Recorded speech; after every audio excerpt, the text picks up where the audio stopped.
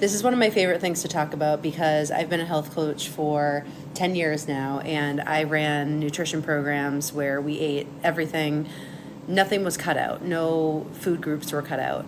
But it was very low fat, and it was all moderation based.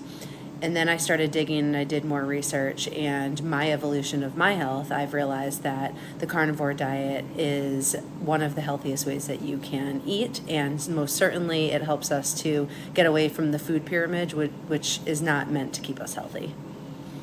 But it's hard for us because we grew up in an age where, I had high cholesterol in our family, and so we didn't have butter, we didn't have eggs. Eggs were very rare, maybe on the weekends, bacon, maybe on like ski trips. We just didn't have a lot of red meat, and we grew up under the age of red meat causes heart disease. So the first myth is that red meat causes cancer. And this was all based on observational studies, which creates a correlation, but not a causation that red meat actually causes cancer. These studies didn't dig into a deeper information like what is the lifestyle of these people, and didn't factor in smoking or sugar or anything else that we know now causes heart disease. New research shows that there's no evidence linking red meat to cancer. The next one, that red meat causes heart disease.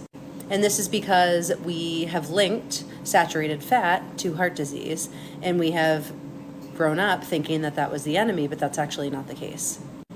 What we know now really harms our heart: processed foods, sugar, seed oils, all the inflammatory foods that are on the market these days. When you stick to unprocessed foods like steak, you are getting a very nutrient-rich diet. High quality protein, healthy fats, vitamins, B, and essential nutrients like iron. As a strength coach, I also love red meat because it is bioavailable and it helps that muscle growth. And we know that keeping muscle on your frame is one of the best things that you could do for your body to stay healthy as you age.